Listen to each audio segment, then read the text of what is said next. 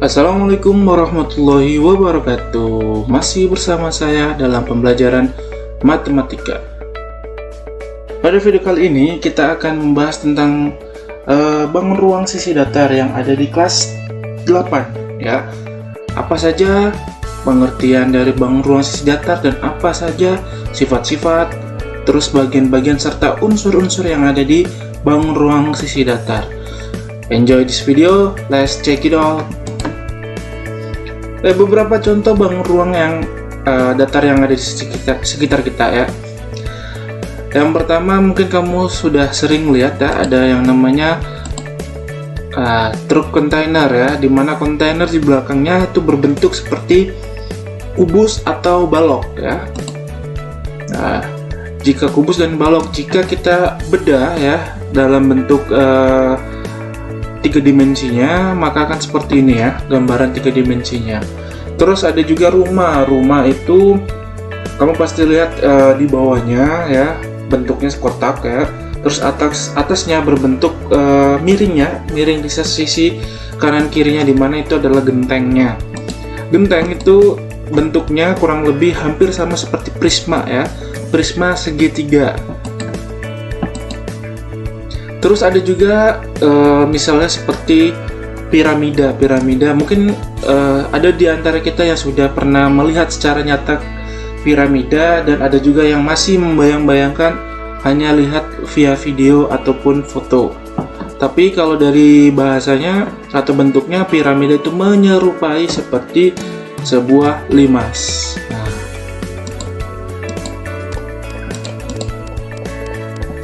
Nah, bangun-bangun datar yang ada yang akan kita pelajari, bangun datar yang akan kita pelajari ya di sini banyak beraneka ragam. Yang pertama adalah kubus, yang kedua balok, yang ketiga prisma. Prisma ini pun banyak ya, sesuai dengan alas dan tutupnya. Ada yang berbentuk segitiga, segi 4, segi 5, dan segi-segi yang lainnya. Sama juga dengan limas ya. Bedanya kalau prisma itu memiliki yang namanya sisi atau bagian alas serta tutupnya, tetapi kalau limas dia itu hanya mempunyai alasnya saja, tapi tutupnya itu dia mengerucut ya menjadi satu titik atau sudut ya.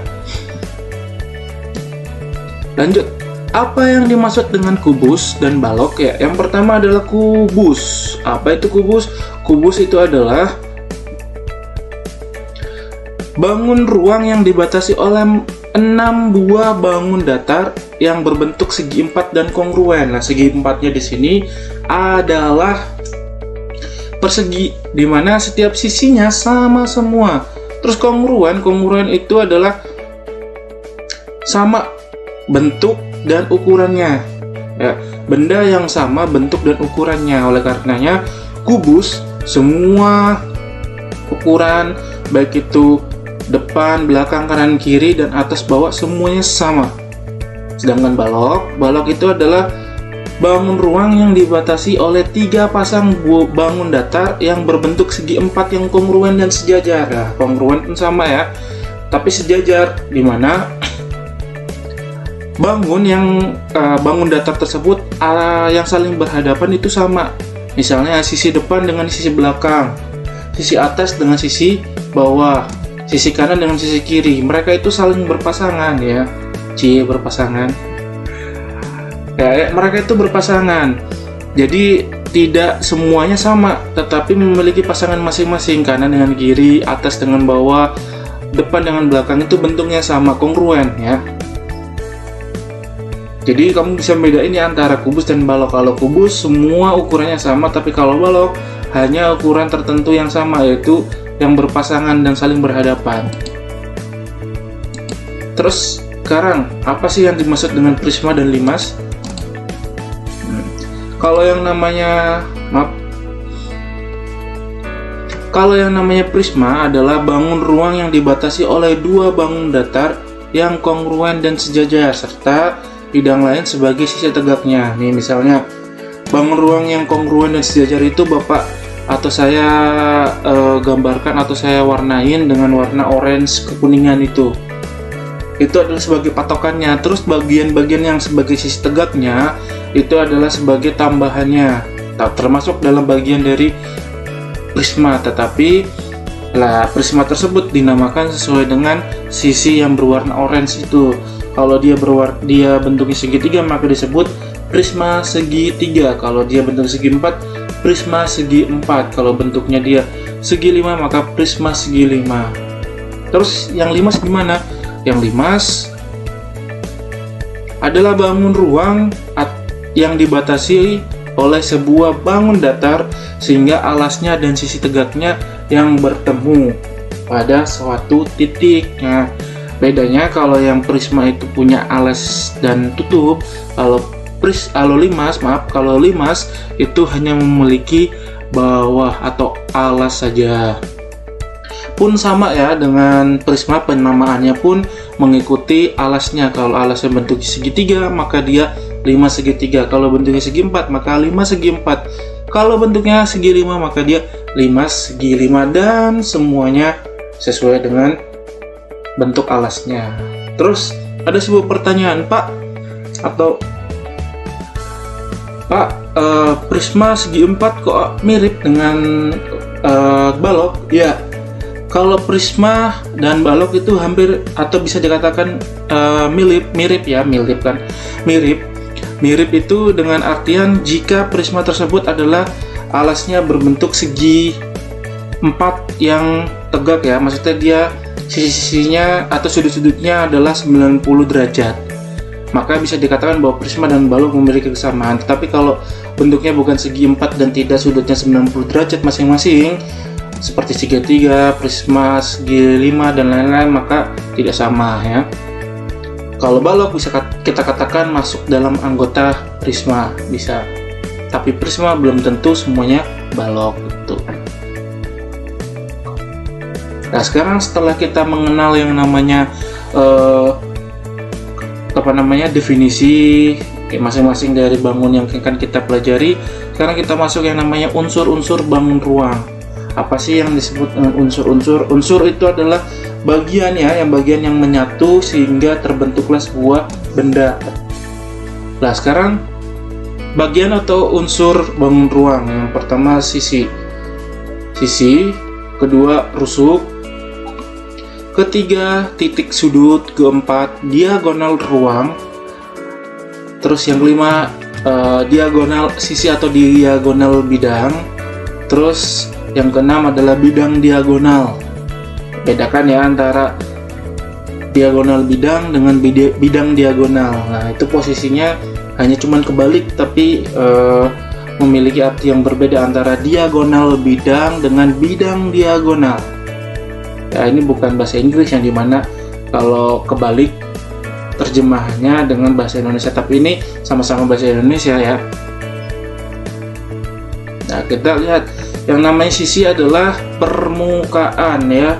Bentuk dari permukaannya itu disebut dengan sisi atau kulitnya, itulah namanya sisi.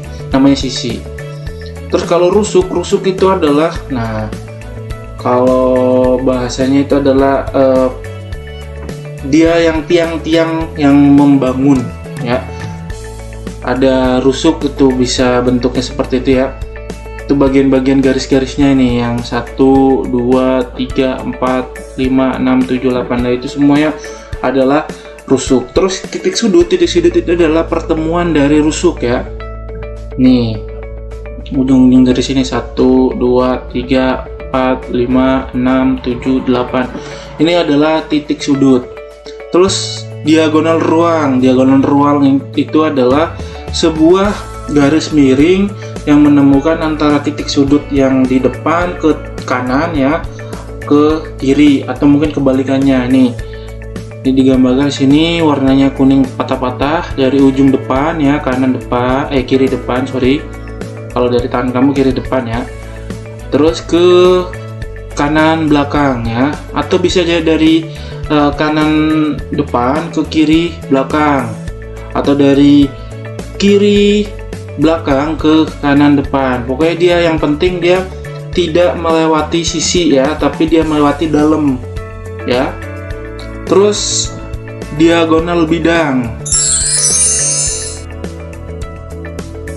Diagonal bidang itu atau bidang diagonal bidang itu adalah diagonal ya yang berada di sisinya, jadi dia setiap sisi atau setiap bagian dari luarnya memiliki diagonal, nah itu disebut diagonal bidang. Tetapi kalau bidang diagonal, nah gabungan dari beberapa atau gabungan dari dua buah diagonal bidang yang sejajar, dan dia membentuk sebuah bangun datar lagi nih. Sehingga misalnya ini dia membentuk yang namanya bangun datar persegi atau segi empat, bangun datar segi empat. Nah, ini dikatakan bidang diagonal. Oke. Nah, sekarang banyaknya tiap sisi, rusuk, titik sudut, diagonal ruang, diagonal bidang, diagonal atau bidang diagonal. Untuk kubus, nah nih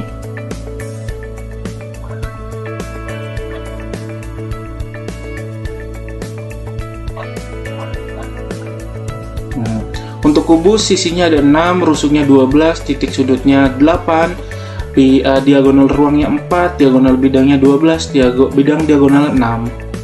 Balok kurang lebih sama dengan kubus. Prisma segitiga 5, 9. Nah, ini dia tidak memiliki diagonal ruang ya, segitiga. Terus prisma segi 4, dia hampir sama dengan balok dan kubus. 5 segi 4, dia tidak memiliki bidang diagonal ya. 5 segitiga tidak memiliki diagonal bidang, tidak memiliki bidang diagonal. Nah, untuk mempermudah mencari suatu sisi dan rusuk bangun ruang, perlu dibedakan antara rusuk, yaitu sisi alas atau bawah, rusuk sisi atap atau tutup, dan